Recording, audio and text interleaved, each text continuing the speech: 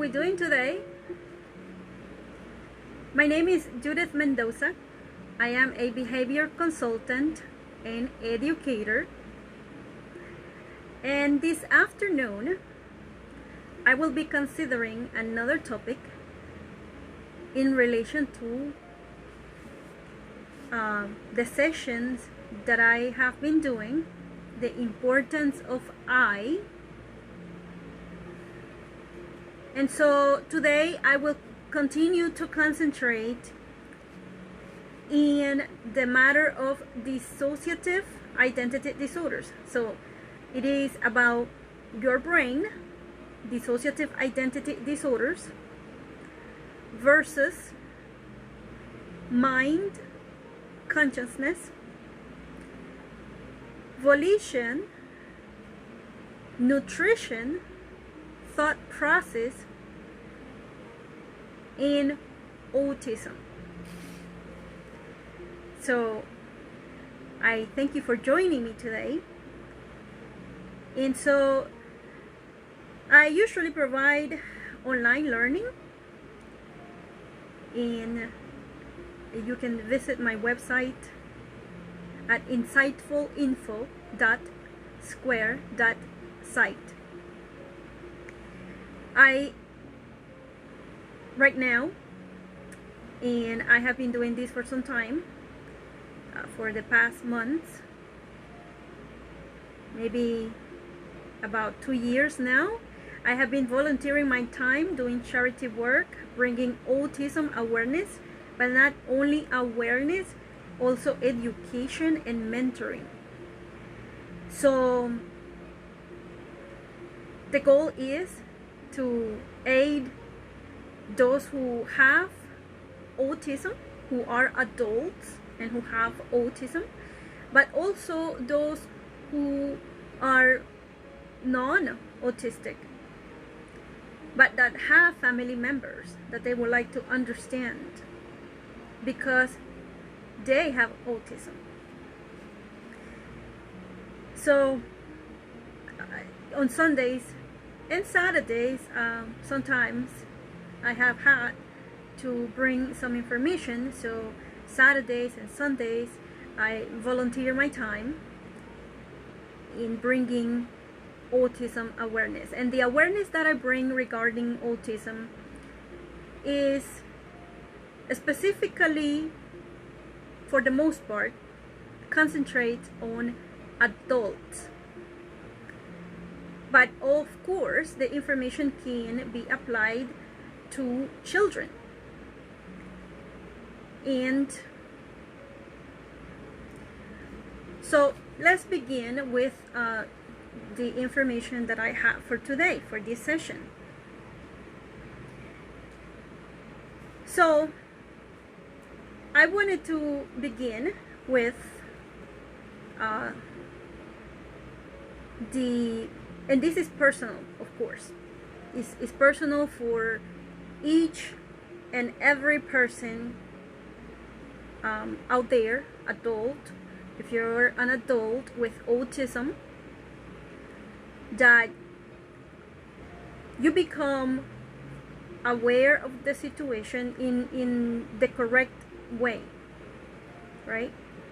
And so for those also who have gone through much difficulty because of autism, know that there are correct ways to handle the situation, in ways that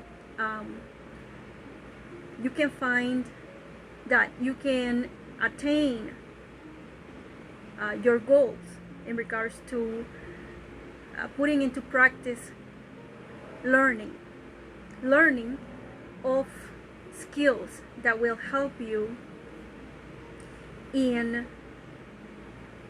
using the power of your voice correctly. And so up to a few years, right, we didn't know what autism was. People have had some understanding about it. And so the awareness that I bring in regards to autism is different than what others are doing, because I have different information about it. So I share my data, what I have, the data that I have collected, the research that I have done, the findings that I have found regarding autism, and how those who have autism are affected by it. And so, of course, the main concentration is our whole physical being and well-being, specifically our brain, which is what we use in order to direct ourselves, right? So we are a whole body, we are a complete body, and so we are not just brains, right? But we are also a physical body, but our brains have the main function of directing our physical body and what we're going to do with our body. And this is the part, or the areas, where autism, as well as other neurological conditions, but autism specifically affects individuals in a different way. It does affect the way that they're going to receive and process information, including when it comes to what decisions they're going to make and take for themselves, understanding responsibility, understanding how they're responsible for themselves, right? Because as we grow older, we become responsible for ourselves. So there are many decisions that we are going to make and take in our life, and having the correct discernment and understanding in regards to knowledge is what will help us also in doing other things. So I wanted to go back again to the topic in regards to dissociative identity disorders. Why? Because, as I have explained, it is a disorder of the brain. It's considered a disorder when we humans individually, right, are unable to be conscious of self, by self, as ourselves by self, right? So speaking individually, for me, I am conscious of myself, of my existence every day.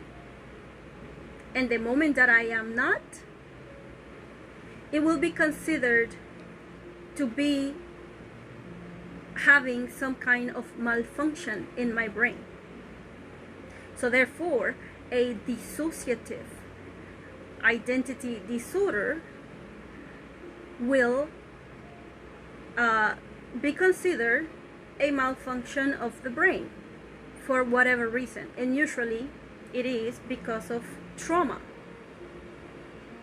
It has been noted to be that way. And so one of the dissociative identity disorders have different types of conditions under the name. So we have a depersonalization, derealization, which is what I consider that those who have autism go through in regards to dissociative identity disorders. And of course, this can be caused by different things for those who have autism. For example, it can be trauma due to being unable to express themselves and having to comply. Because, for example, and I am speaking about adults who have not been diagnosed, who believe they have trouble with communication that is more than being a shy person, right? Usually, as we are experiencing people in the world, we get to interact with others. We find that some situations may be more difficult than others, and we may become shy, but we are able to function as ourselves and overcome this weakness that we may have due to fear, right? Fear of what others are going to say. Because basically that is the psychology behind it, is that we are afraid of what others are going to say. But we do not dissociate from ourselves. We understand that if I am shy, I have fear of what others are going to say, fear of saying something that is not going to be accepted because I am saying it. So it is different, right? Having shyness of this type than dissociating yourself. So there is a difference there, and I wanted to explain it so that you can understand what it is. Now, in regards to the condition that is under a subcondition of dissociative identity disorder is, as it is explained by mayoclinic.org, it says, depersonalization derealization disorder occurs when you persistently or repeatedly have the feeling that you are observing yourself from outside your body, or you have a sense that things around you aren't real, or it could be both. So he mentions that many people have a passing experience of depersonalization or derealization at some point. But when these feelings keep occurring or never completely go away and interfere with your ability to function, it's considered depersonalization derealization disorder. This disorder is more common in people who have had traumatic experiences. Depersonalization derealization disorder can be severe and may interfere with relationships, work, and other daily activities. The main treatment for depersonalization derealization is talk therapy, or what is called psychotherapy, although sometimes medications are also used. So it says that the symptoms can be feelings that you are an outside observer of your thoughts, feelings, your body or parts of your body. So as if you cannot control yourself. And then it says, for example, as if you were floating in air above yourself, feeling like a robot, or that you're not in control of your speech or movements.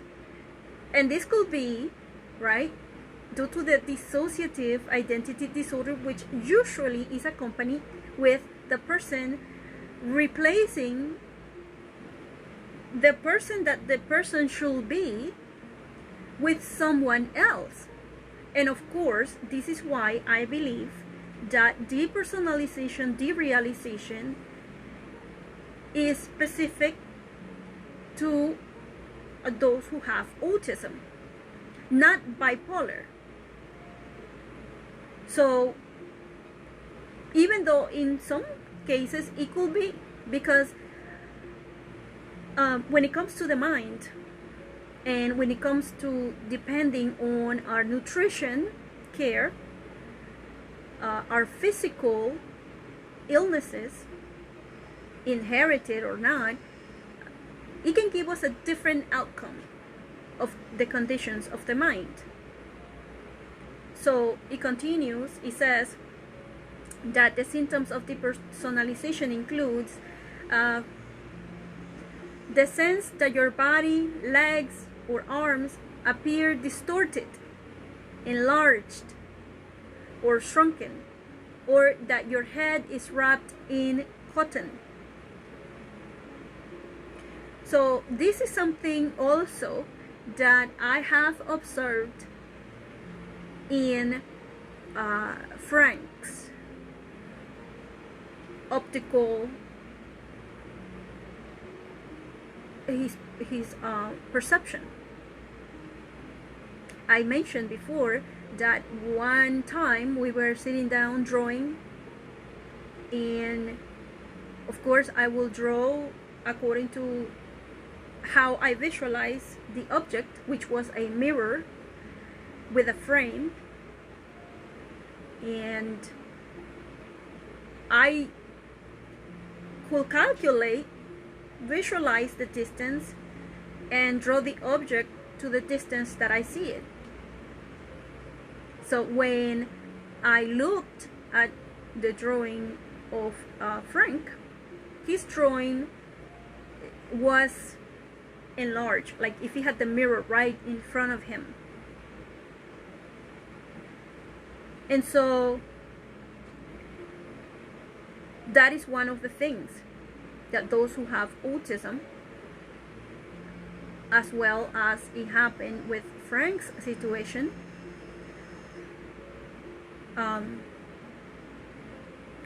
some of you may be going through that. So how to know, how to tell if something is large or enlarged, it's not large, or if it's something that's visualized with a different perception, because our eyes should adjust. Our eyes have a lens that adjusts according to how we are perceiving the information that we are visualizing. So if we're visualizing something far away, then our lens should adjust to know that there is a distance between the items. This could be one of the reasons also,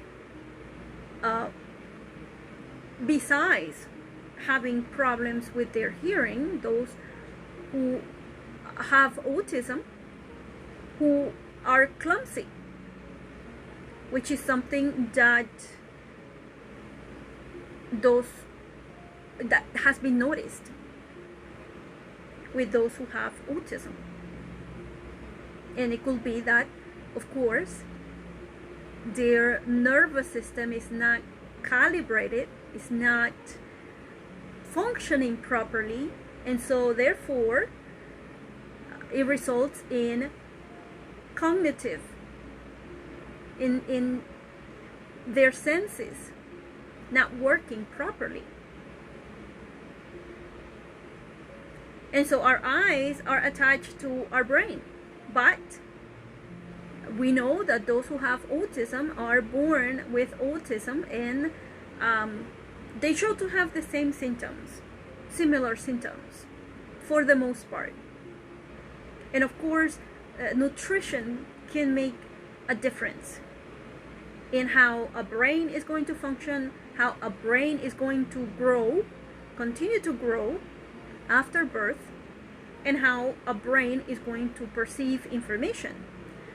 Of course, if there is a lack of nutrition, there is malnutrition, and they're not taken care of, then of course the person is going to have even worse symptoms and conditions.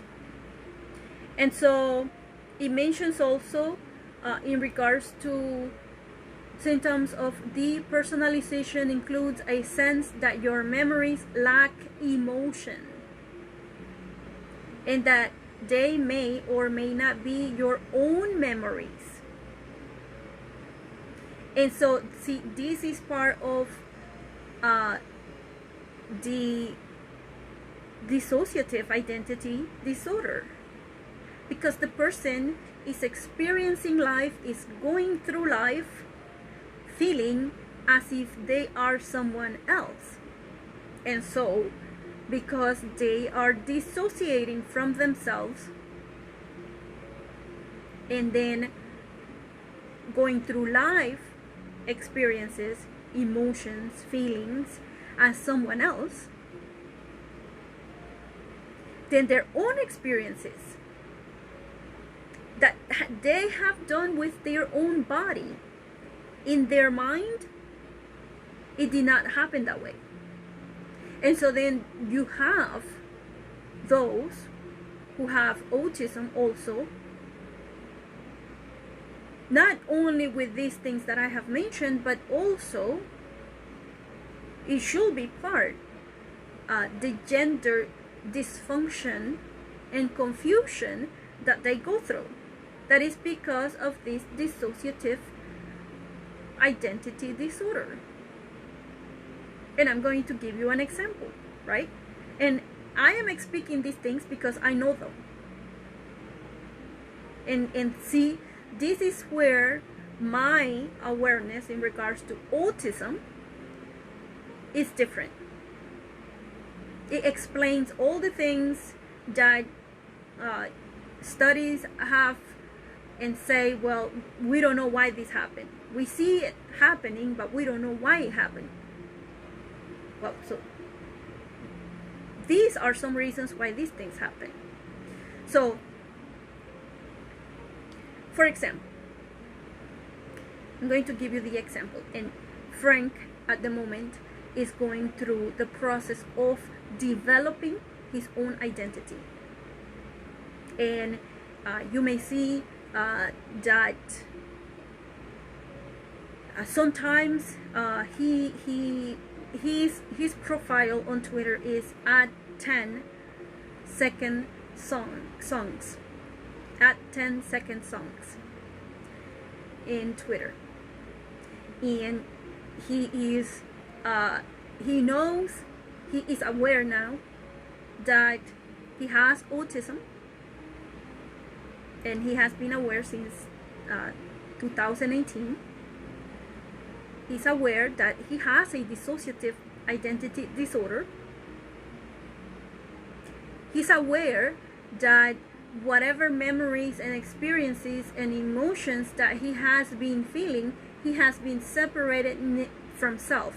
He's been making a separation from self, and he has been under the impression that the emotions and experiences that he has feel before, even skills and talents that he has allocated it to different identities. And his memories then are as if he's not the one who did these things, but it's as if someone else. But now he is having understanding and having better consciousness of his own actions.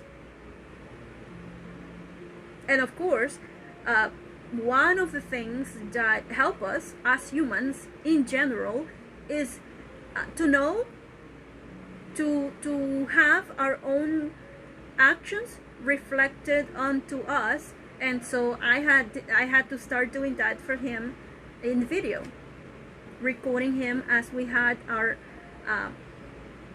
we will get together in a public area, and I told him that I will be recording him so that he could analyze what he's doing while he's talking to me, and what he's talking about, how he's behaving, what he's wearing, and so that then later on, when he comes to his mind, he will be able to see this video of himself talking to me, and then I will also ask the question, was this your goal?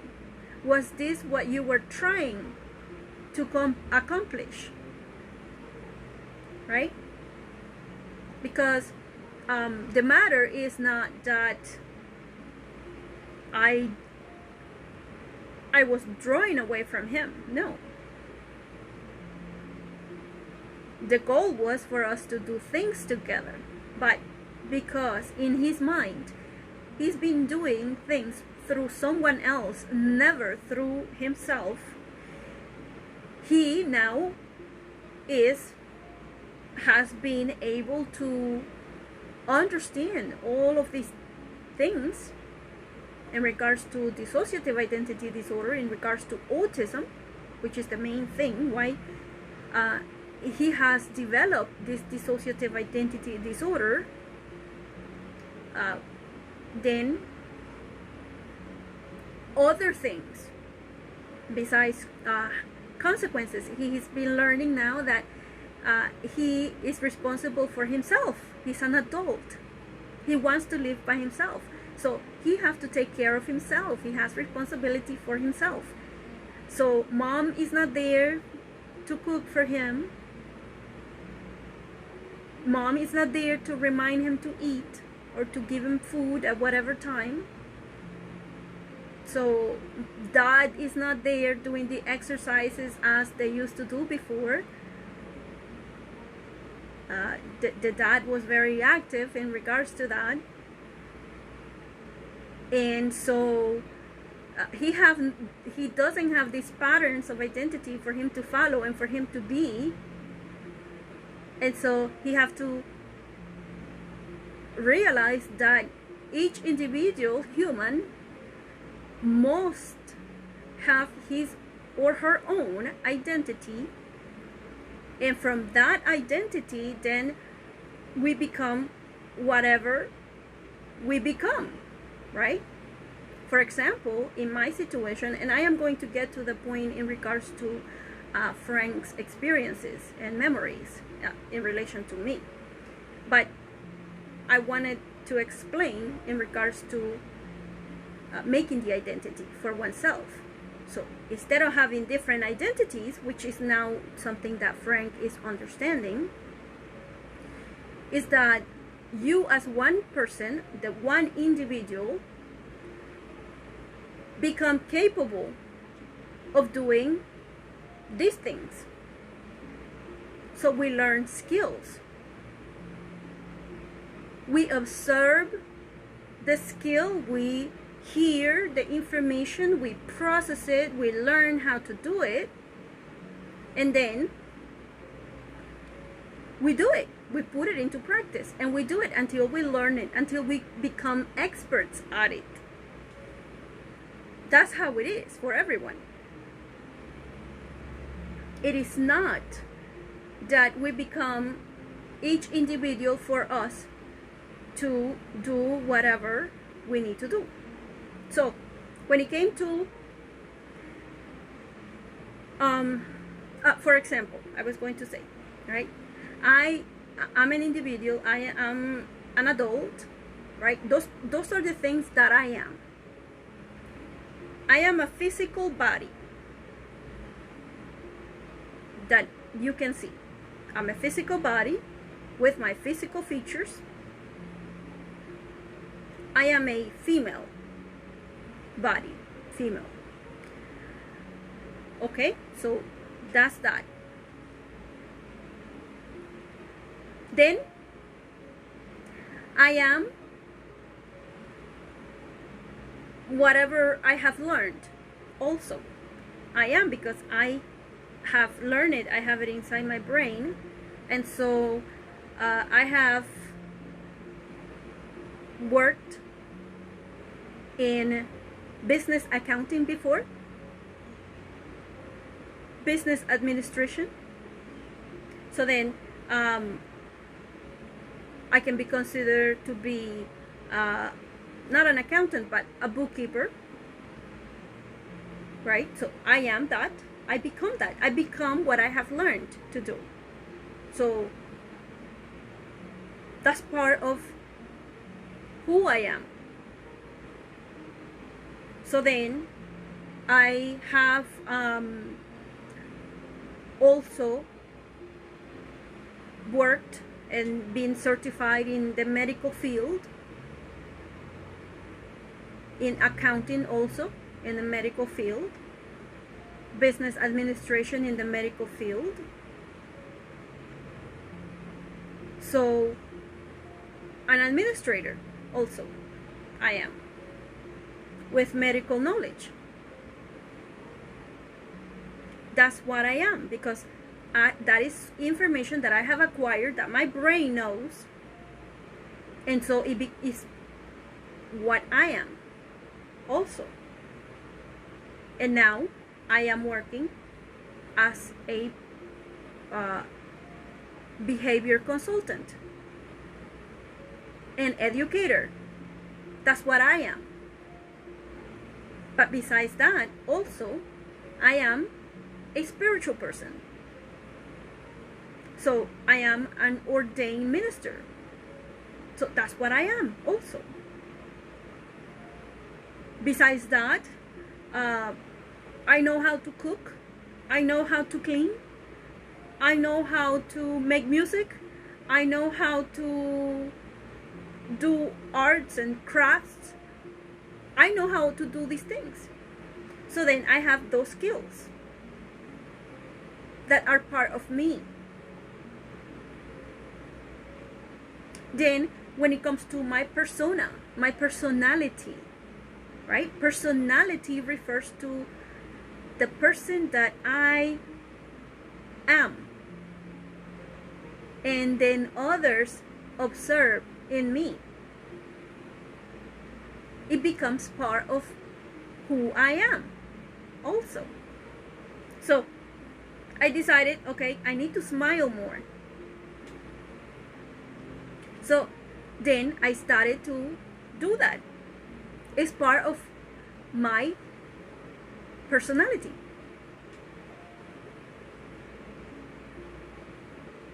And then also I have practiced talking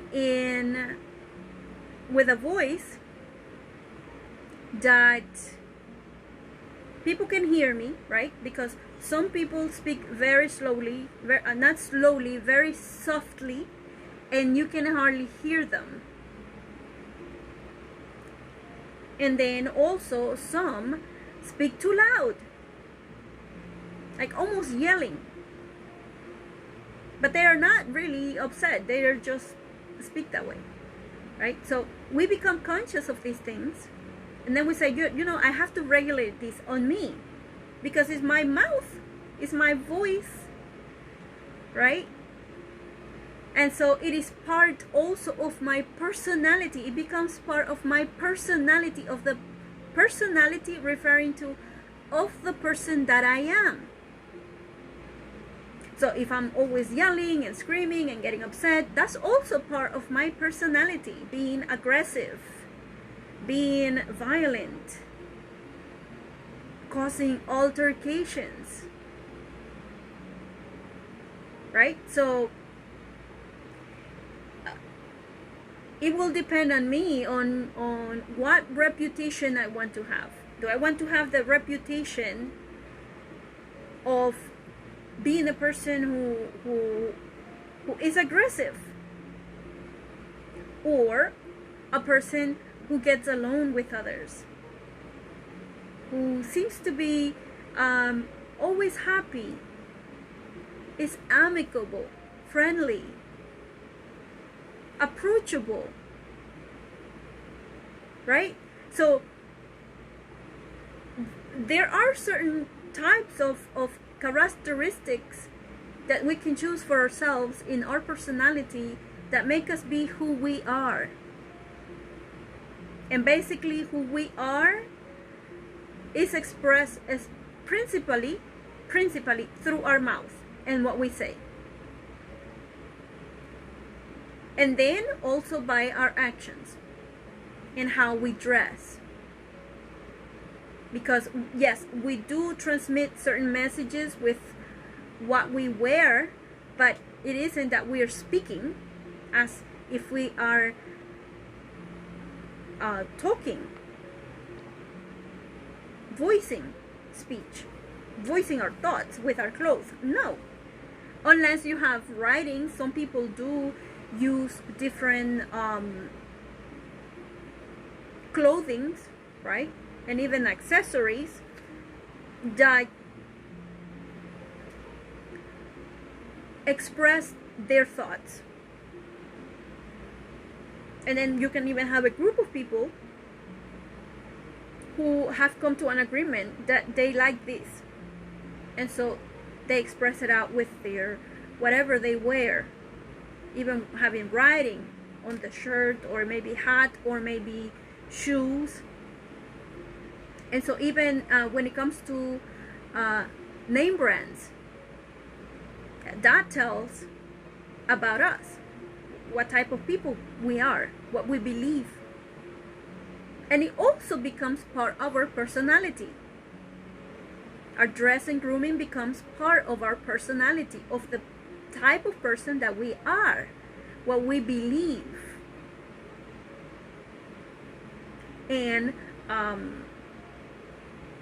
it can even show respect for ourselves or disrespect for ourselves. It can show that we respect others, or it can show that we disrespect others by our appearance, by our personality. So, but that has to do with the person of I, right? And of course, in order to build that, we have to have consciousness. Now, in regards to having experiences, emotions that we go through in life, it will be just as it happened with me and Frank, the relationship that we had.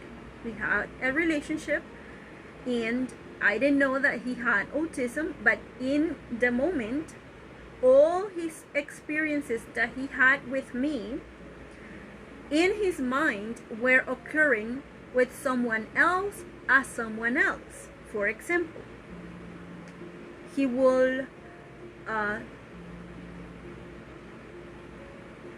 depending on the situation, I guess, he will behave as his mother. I used to be, or well, I consider myself still a friend of Frank's mother. So, but we are not talking anymore. But we used to. And we used to have a lot of friendship and communication and interactions, and we used to hang out together. And so I didn't know, because whenever I used to tell Frank, I need to talk to you about something, and he used to say to me, talk to my mother. But in reality, he wasn't telling me what I was capturing. I was capturing that he was telling me, look, I don't want to talk about this. If you want to talk about it because you feel like you want to say it, you want to talk to someone, go talk to my mother. That is the way that I used to take it. That is the way that I understood it. But in reality, what was really happening is that he was telling me, he was warning me, or he was advising me, giving me information that, look, I'm listening, and the one who's listening to you now is my mom, or mom. I am mom at the time. So at the time when I needed to speak to someone, Frank will switch his mind to become mom. So in his mind, he was mom. In his mind, he wasn't only behaving as mom, like for example, maybe replicating the listening skills that she had, because you will talk to her, I will talk to her, and she will listen. We'll have a conversation, I will listen to her, she will listen to me. So Frank wasn't replicating his mother's skills only, as to say, well, let me listen to Judy just like how my mother listens to her. No, in his mind, he was thinking, I am mom, I am a female. And basically, you don't need your gender in order to listen to someone. This is something I will be explaining more later on. I have explained in regards to the listening skill, what it is, and what can make it difficult for those who have autism. In regards to Frank, he doesn't seem, or he didn't seem at the time, to have problems in regards to noise or sounds. He did have difficulty with some foods that he would not eat for whatever reason. He would not eat them. And we just call him a picky eater. He was a picky eater. That's what we know him, how we know him.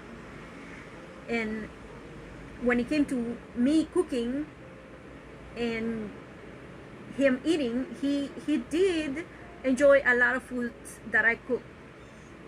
And he will eat them. He will eat the food that I cook.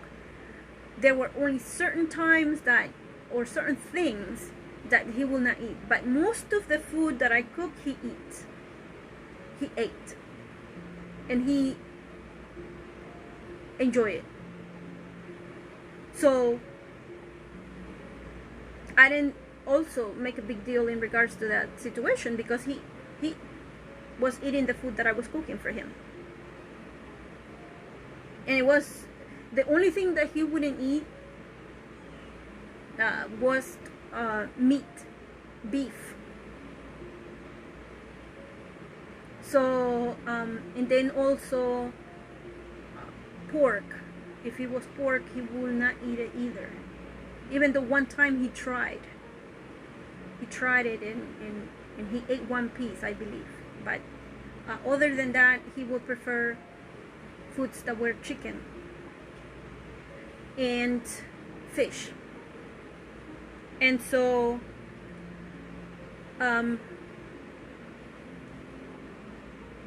that was what was happening.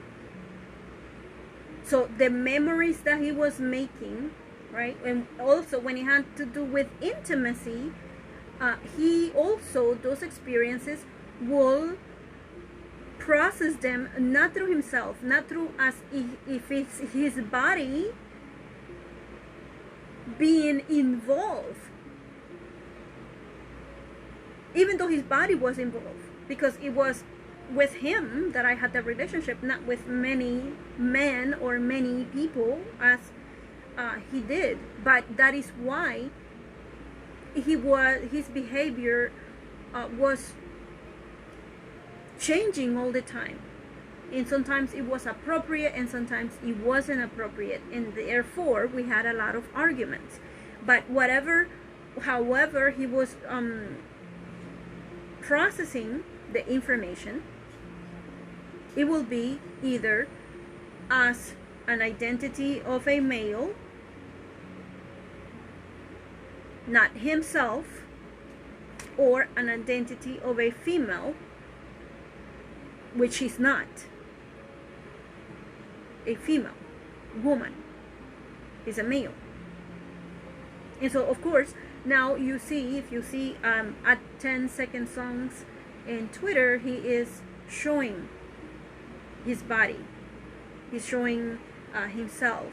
He has a post where he put a picture, and then on the background there is a frame picture where he's showing on Twitter his body, and that is his body the way that his body looks, except from the neck up, because from the neck up he is using coverings on his face that he puts to make himself look like his dad. And he's even wearing a little handkerchief around his neck, which is a red handkerchief, which his dad usually puts a red handkerchief around his neck when he goes to work. So he's trying to find his own self and behave as his own self. And of course, he will eventually have that understanding when it comes to that, right? Believing, and for the most part, it has to do with believing who I am. Who is I? Believing in me, in my existence. And then developing these other things that have to do with my existence and with what I am accomplishing as I, with my body, not as with someone else's. But this is why I have referred to the depersonalization and derealization. And when it comes to the symptoms of derealization, it includes, according to MayoClinic.org, the symptoms can include feelings of being alienated from or unfamiliar with your surroundings. For example, like you're living in a movie or a dream. And this is something that happens to Frank. For the most part, back then, even more, and even before, he started taking care of his nutrition, because it is something that he had to take care of before we started to work together in regards to his dissociative identity disorder, in regards to taking care of his well-being. And so it will make a difference, a better difference, if you have better nutrition, taking the vitamins B12, D3, E, C, omega-3, magnesium at night. And so it mentions symptoms of derealization can include also feeling emotionally disconnected from people that you care about, as if you were separated by a glass wall. This is exactly what we're going through right now, but it's something that, of course, Frank is being conscious of this happening. And once you start knowing that this is happening to you, you become conscious about it. And so this is why I'm talking about the topic, your brain, dissociative identity disorder, mind consciousness versus mind consciousness and thought process, volition and nutrition in autism. So it also speaks in regards to symptoms of derealization can include surroundings that appear distorted, blurry, colorless, two-dimensional or artificial, or a heightened awareness and clarity of your surroundings. This two-dimensional or artificial, I believe, is something that also happens to Frank in regards to his perception. And so it is not only that he can look in my eyes when he's not using the identity of someone else. So it is more than that. So having training someone to look in your eyes is not what you want to accomplish. What you want to accomplish instead is that you make sure that first, before you impart any type of education, any type of learning, any type of skill, that you make sure that the human, especially if the human has autism, that you make sure that that person has well nutrition, including having these essential vitamins in their bodies, measuring, if you want to take the labs, measuring the vitamin B12 and the active vitamin B12, because some people will do labs and they will find, oh, my vitamin B12 is okay, but because the doctor maybe did not send the lab for the active vitamin B12, which is what should be measured. Then intake vitamin D3. For the most part, we are all deficient in that. Omega-3, the body does not produce it. We must intake this. And it is best that we take these through a vitamin form. It's part of our nutrition. Vitamin E, vitamin C, and then magnesium at night. Magnesium activates vitamin D3. And then also vitamin C activates or helps the vitamin C to be absorbed in the body. So then continuing, it says symptoms of derealization includes distortions in perception of time, and this is due to that the person is living life in moments depending on whose identity, but never their own. Or when they have the moments of clarity, right? Because for the most part, I believe that those who have a dissociative identity disorder, just as it was depicted in the movie Sybil, who had a dissociative identity disorder back in some years ago, some decades ago, when this was a new thing that was being observed, we can see that the person had times of clarity when she knew, Sybil knew, that she was who she was. But she did not want to remember the trauma that she had gone through. And so therefore the dissociative identity disorder. And the difference with that is that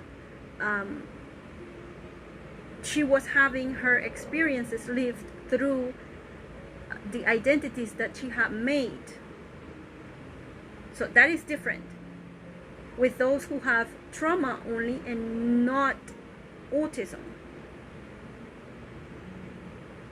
So continuing with the symptoms of derealization, it says also that there are distortions of distance and size and shape of objects, which is what I observed in Frank when we were doing the drawing that we were doing.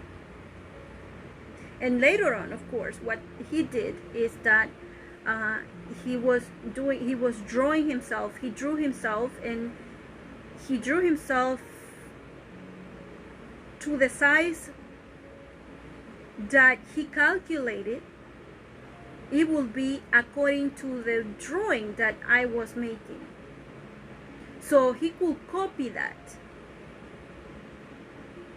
and make it seem as if he had perception of distance and size of the object. And so, now how could we tell that he had autism? We couldn't. We couldn't tell that he had autism because of that. He could copy these things well, but then at the end, the person who these persons who are copying these things just by copying, but really not understanding or discerning information and knowledge, and why they're limited in these ways,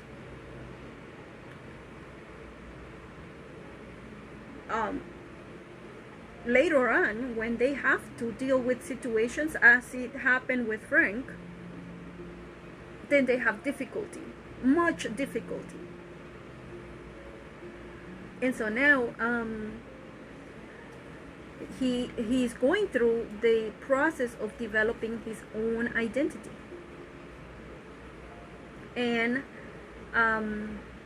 so then we have the dissociative identity disorders that happen in our brain. This is happening in our brain as a protective measure. This is done in the brain for those who have trauma. Now, there are those who have autism who have had trauma also, physical trauma, that could include physical abuse. It could be neglect. It could be corporal punishment, or it could be sexual abuse. It could be also that because they are unable to express themselves, even though there is no physical abuse, then they have these difficulties with social interactions, which can cause also a trauma.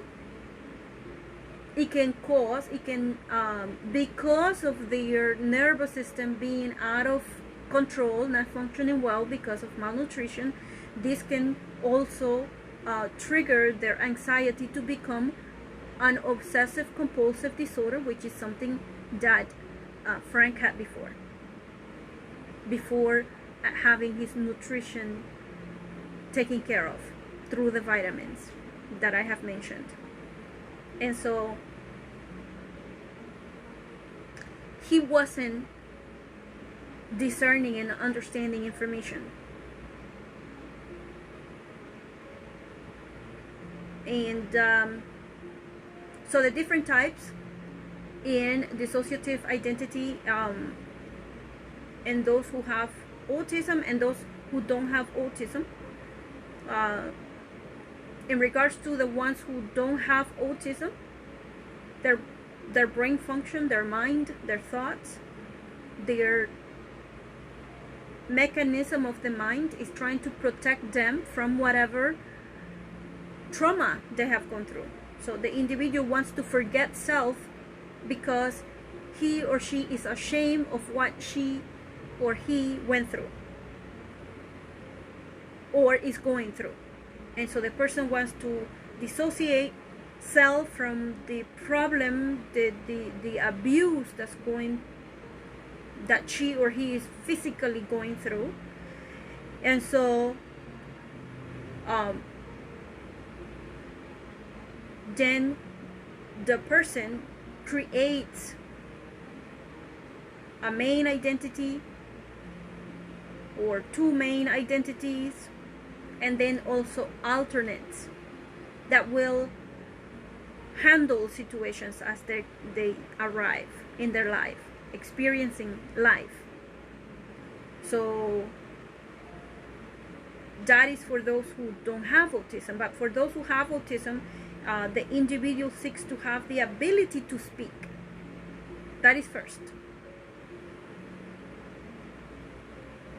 Therefore, they consciously and unconsciously pretend to be other humans in order for them to say the words. And this have to happen in real time, as they have these patterns of identity. And so they can mimic the speech, the language, and communication, conversation skills. So In autism, the individual shifts or switches or alternates within identity patterns in order for them to speak. And most likely because these patterns of identity are used, and they are used, not created, as what happens in those who have no autism, which they create the identities. But in autism, they use identities that are available to them, and it could be parents. Those are the first two main identities that they can use, and they will use, and they most likely will use throughout time until they become a teenager and they have the need to associate with others, maybe in taking the identities of their siblings in order for them to relate, or friends in order for them to relate among younger people.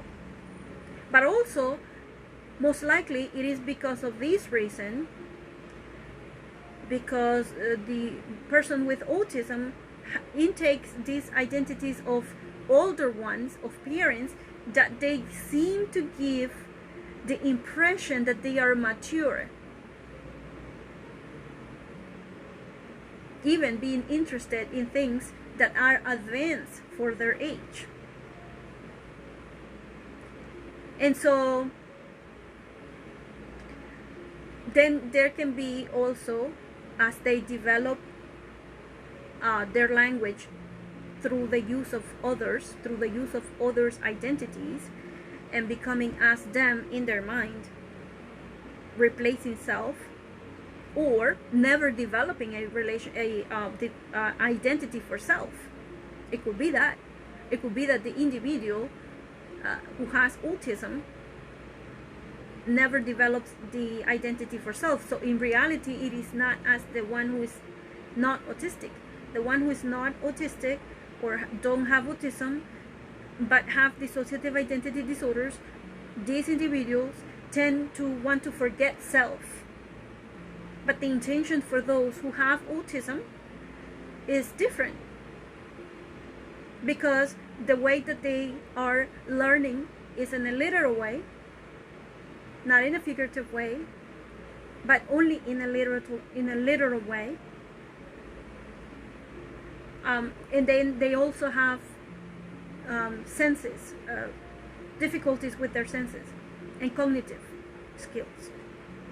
And this will make a difference in regards to how their dissociative identity disorder develops in them, in those who have autism. And so when it comes to abuse, it might be that because those who have autism, even though they are being abused, let's say, for example, by one of their parents or by both of their parents, whatever the situation may be, or by siblings, that they will still, even though, be reflecting these identities,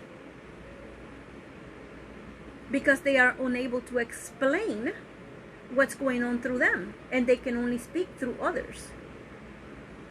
So this is something that has to be considered in regards to those who have autism. And of course, parents don't want to abuse their children, but when it comes to situations in school or with others, then it's something to be aware of.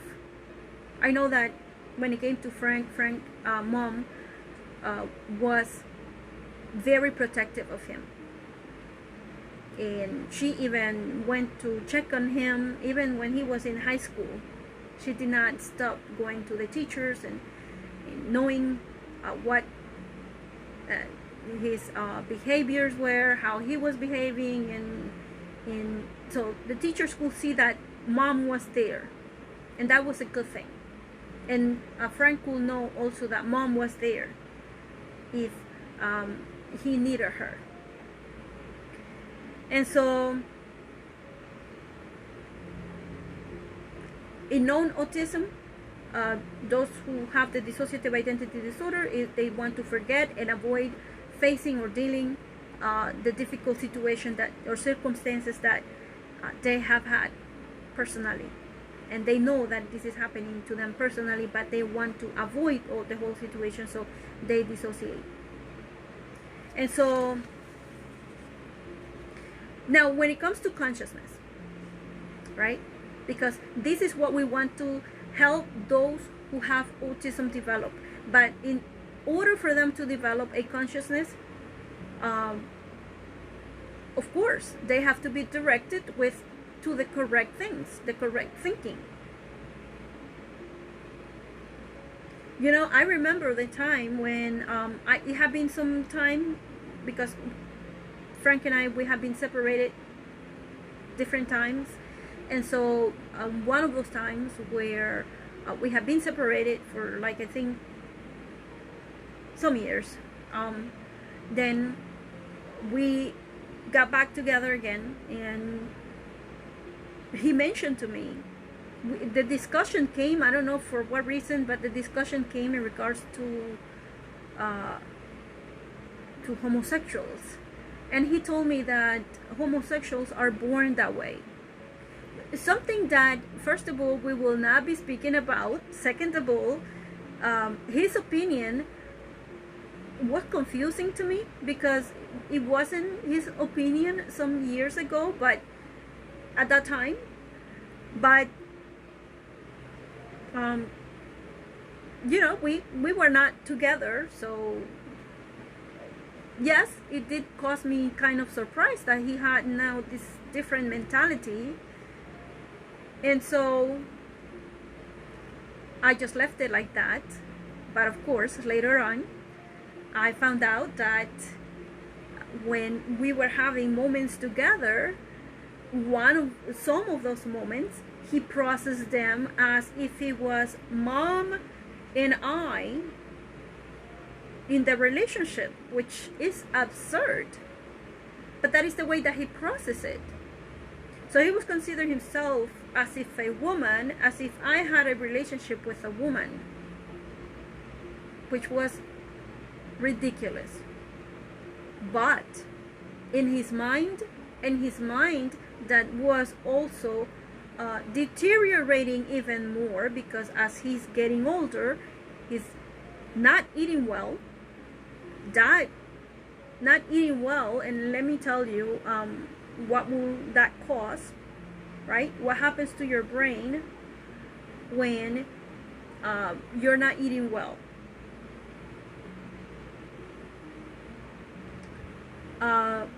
Growth can be delayed. That's one of the things, right? Puberty can be delayed. Obviously, we can have a lot of problems when that happens. And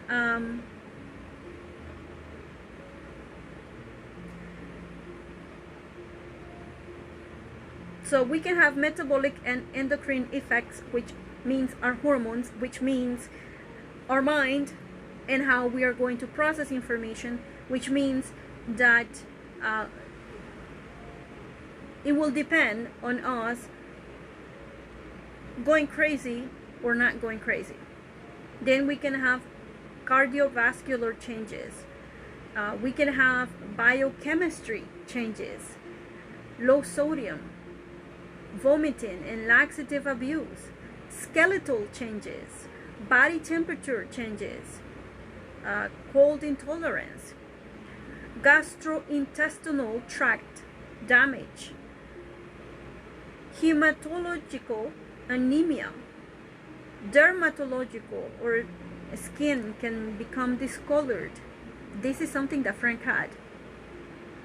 I remember that his mother used to say that she will buy him some lotion for his skin because his skin was being discolored, and I remember that it got worse as he was getting older. And I remember around that time that he also said in regards to the homosexual opinion that he had, homosexuals opinions that he had, his skin was discolored. He has some white patches in him, and basically that is malnutrition. It was very severe. By the time of 2015, it was very severe. And then the person can have renal, liver, and pancreatic dysfunction, including anorexia nervosa. Also, the person can go through neuropsychiatric, or cognition is slowed down, concentration is impaired, and thinking becomes very restricted, and it can even turn to depression.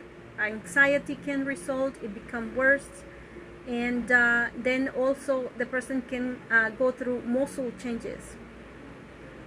And so all of these things because of our not eating well, and sometimes to the point that a person can starve themselves. We're supposed to be eating at least three times per day, having fruits and vegetables and proteins, but sometimes we lack that, of course. Then also certain things that can happen is hair loss, and skin problems, as I mentioned, fatigue, irritability. A person can become irritable. And so for those who have autism, because of their mind function, that might be also the reason why they go through this depersonalization, derealization. For those who have autism, they may forget to eat, and so this makes the situation worse. So if we want to have consciousness, it's not just a matter of being aware of ourselves, but being aware of all the things that are healthy for us, or will make a difference in our health to make it better. And so developing consciousness is not just a matter of remembering or reminding ourselves. It's a matter of how healthy is my body, which includes my brain. I have mentioned vitamin B12, but also the B complex. So if you can take the B complex, take the B complex. If you want to take both, then consider it with your doctor. All these things should be considered with your doctor. But taking these things every day, vitamin B12, vitamin D3, vitamin E, vitamin C, omega-3, and magnesium at night, and melatonin if you have really difficult time sleeping, all of these will help with consciousness. And so what is consciousness? Well, according to Google Dictionary and dictionary.com, I have found this. Consciousness is the state of being awake and aware of one's surroundings. From my viewpoint, not from me becoming someone else and then from someone else looking at the world, but from my viewpoint, because I exist. I want to make my existence count. So dissociative identity disorder makes my existence go away for whatever reason. And so then also consciousness is referred to the awareness of perception of something by a person, the fact of awareness by the mind of itself and the world. That is what Google Dictionary says. Now, dictionary.com says the state of being conscious, that's consciousness, awareness of one's own existence, sensations, thoughts, and surroundings, etc. So being conscious of our thoughts and our feelings. If we're conscious of our thoughts, we can control our thoughts, and that is the goal. That is the goal. Becoming conscious of self. So as one learns how to develop an identity for oneself, that is the first step. That is the first task that we should do. because then through self we can do all other things that we want to do, and then avoid the difficulties. For example, when it comes to Frank and I, he wants to have a relationship, but because his relationship with me is based on someone else, he is not allowing himself to function. So if he wants to do something, right, that will take, when you're in a relationship with someone, you want to bring the two lives of the two people, the two humans, the two physical bodies, the two existences together, to work together, not work literally as working literally, unless you're working literally together in a secular work, but meaning making efforts together in order to have a life together. And that includes all things that are responsibility. For example, when it has to do with the first thing will be that the two people get married. Then after that, they have their own responsibilities together. And so when it comes to paying bills, when it comes to having a house, when it comes to going shopping, when it comes to whatever, they do it together, right? Or by accord, if they're not going literally together to places, but they can do it by accord. Doing the laundry, doing the dishes, doing the cleaning of the house. All of these things come by accord, right? And supposedly they're supposed to be doing it together, not just intimate relationships, but all the other things together. And so the two people know that they are responsible. But then if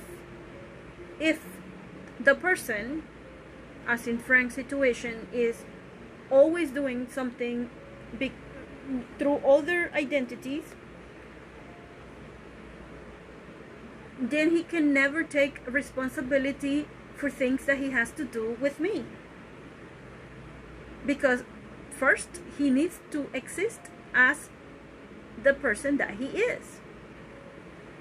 And as the person that he is, then have a relationship with me. Not as he was doing before, thinking that I am in a relationship with another woman because he, in his mind, thinks that he is a female woman at the moment,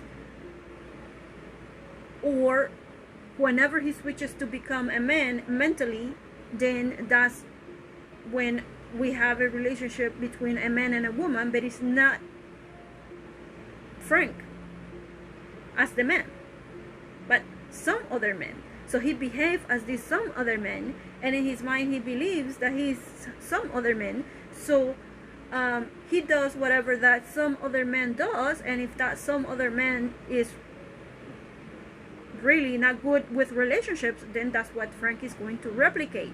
Or then if he is having his thoughts thinking that he is a woman, and that him as a woman, he thinks he is having a relationship with me, then that's totally inappropriate in the first place. But at the end, it never fulfills the relationship as it should be, from self having responsibility together with me, so that we can do things together. And so that is why it's important to develop the identity for self. And so when it comes to consciousness, then developing consciousness is the first thing that we have to do, along with creating and developing an identity for oneself. And I will be speaking about that on next Sunday or next Saturday. So our human neurological function, our brain function, we have to understand how it is, how it works, how it functions, in order for us to be conscious of it. Our nutrition is important. It relates to all these things that we want to do when it comes to being conscious, developing an identity for oneself, and attributing all the things that we're doing with our body, being conscious of our existence, being conscious of our body, our physical body, being conscious of what we're saying, of what we're doing with our body. So we have to be listening to ourselves. What am I saying with my mouth? Does it make sense? Is it appropriate? Should I say it? So these are things that we have to do before. From self, not imagining that we're someone else. So psychotherapy purpose is that the person finds this self that I'm talking about, this consciousness that I'm talking about. And so how do you process information? That is a personal question to yourself. How do I process information? Me, myself, and I. It should be through I, Judith. It should be that I, Judith, is listening, is visualizing information, understanding how I process information for myself, because I am not someone else and I cannot imagine how someone else processes information. I don't know how someone else's process information, because my eyes are not their eyes, my hearing is not their hearing, and my brain is not their brain. I have my own brain, so I control my brain, I control my thoughts, or it should be that way. Collecting and processing information, how do I do that? So how do you do that for yourself? Experiences of our daily life are my experiences. What I experience every day is my experience. So being conscious of myself means that I'm understanding, or that I have the understanding that I am processing information through self, through myself. Not someone else for me, not me through someone else, not someone else for me. So history, the past, my past experiences, if my body was involved, it was me who been involved. It's not me as someone else. So the future also. Do I plan to be involved in it physically? Then it's me, myself, and I who is being involved. Not someone else for me, not someone else through me. And when you're in business and you send someone to do something for you, they're not doing it as you, they're doing it for you, which is totally different, meaning that you have someone who is doing a service to you, and most likely is an employee if it's in business, and they're doing it because you're paying them to do this. So it's never going to be that someone is going to be you, pretending to be you, to do something for you, unless they're doing some type of fraud. And of course then that will be some other topic to talk about, not dissociative identity disorders, right? So next week I will be speaking in regards to the matters of the brain, because we have to have understanding of how the brain functions inside of it, inside of our brain, how to take care of ourselves, our physical body, the whole physical body, not just that we're separating our brain from our physical existence as if we are floating from one another, which is not.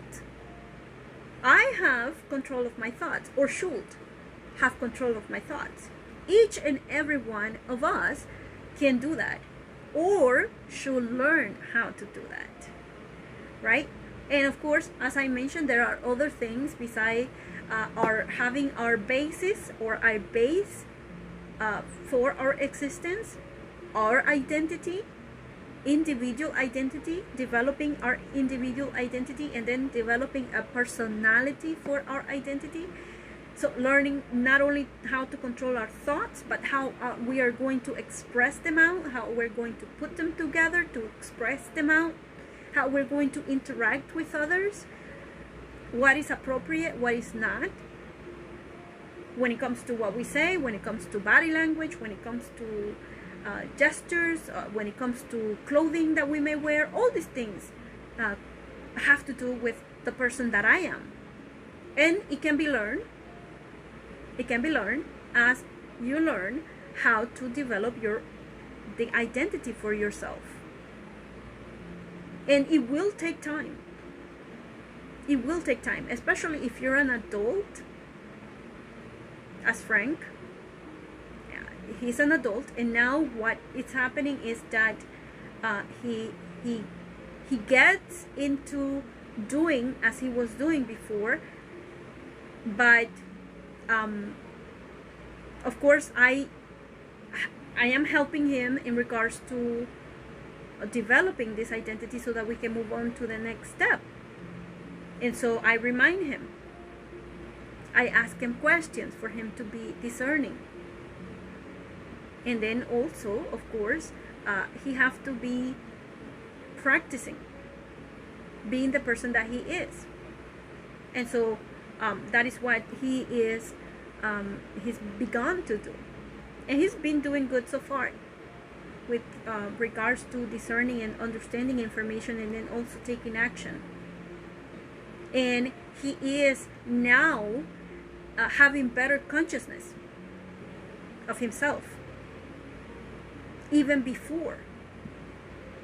But sometimes I have to continue to remind him, but it's not as before, as it was before, that he was constantly unconscious of himself and just doing things like automatically as they came and as he had been doing. So he has been doing this for many years, and he's an adult. He's been an adult for many years, and he has been using these methods, or dissociating himself, in order for him to speak.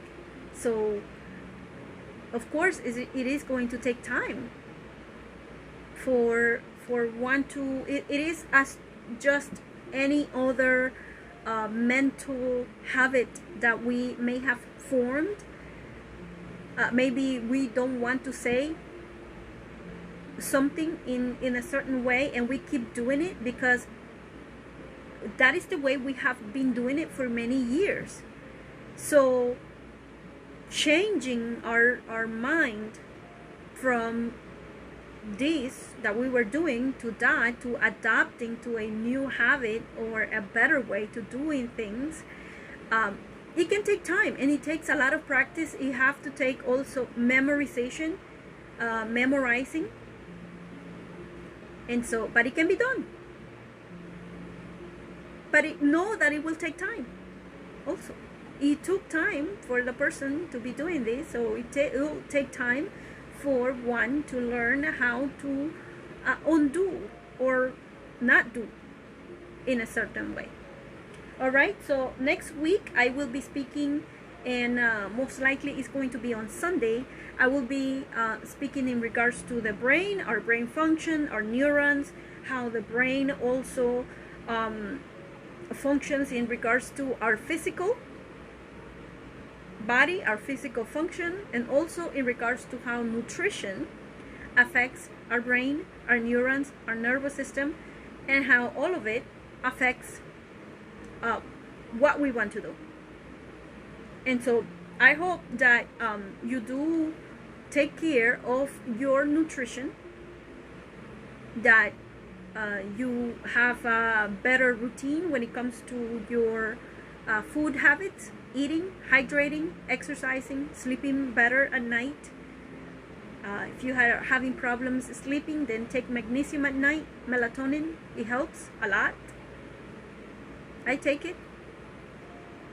And the vitamin B12, I had mentioned in regards to that, I was seeing from comparing from before that I had inflammation in my body, that I was lacking the vitamin B12. And then as soon as I started taking the vitamin B12, I have better, I was taking the other vitamins, vitamin D3, omega 3, vitamin E, vitamin C, the magnesium at night, the melatonin at night, but I have forgotten to take the vitamin B12. So I had taken the vitamin B12, and I did not only see that I felt better in regards to not feeling depressed, but I also observe that I am not having inflammation in my body. It looked like I have lost weight, which I've been trying to lose weight, but it wasn't that the weight, because I usually eat well. It was that I had inflammation in my body. And then also the bottom lip is something that I remember yesterday, that I had no control over my lip at times, that it will like just do whatever it wanted. And the reason for that is that the vitamin B12 and the vitamin B complex, because I take the two of them, I take the vitamin B12 and I take the B complex also, and I noticed as I was editing the videos, I noticed that my lip is not doing that no more. And this is information that I'm going to go through again on next week. But when we lack the vitamins necessary, and I was eating well, but I still needed these essential vitamins in addition to eating well, because it's not enough. It wasn't enough for me. So I don't have the problem with my bottom lip anymore.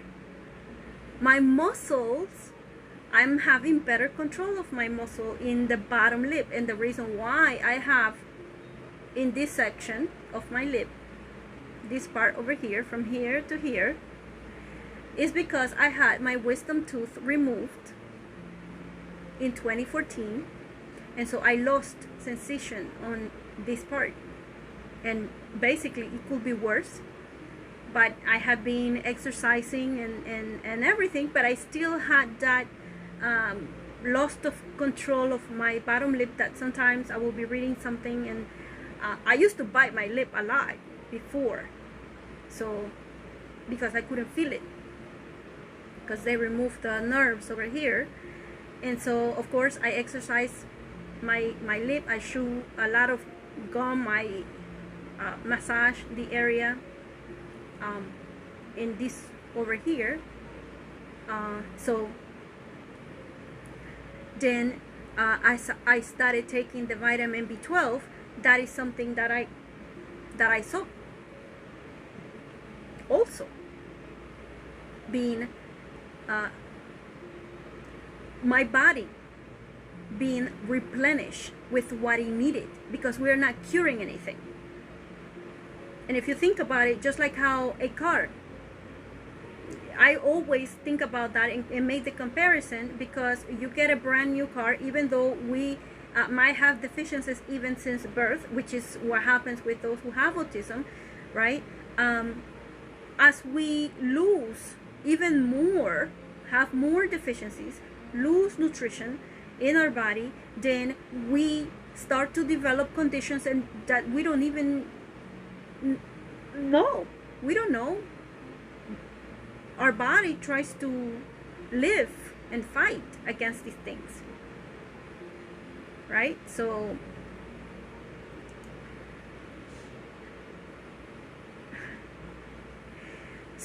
then for next week I will be considering that in regards to our brain function, our neurons, what type of neurons we have in our body, in our brain, in our nervous system, how our nervous system functions inside of our body for us to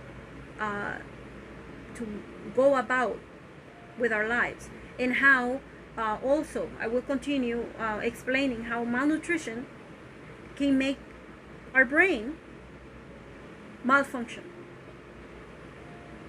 and make us develop different conditions. Okay, so that is it for today. I thank you for joining me today. And so the type of awareness that I am bringing in regards to autism is different than what others are doing. If you'd like to make a donation, a personal donation to me, and to advance in this autism awareness, then you may do so. And yes, I do have to go, Mr. Tiny Seg. I didn't get the rest. And so my name is Judith Mendoza. I am a behavior consultant and educator. I hope you continue to have a beautiful Sunday.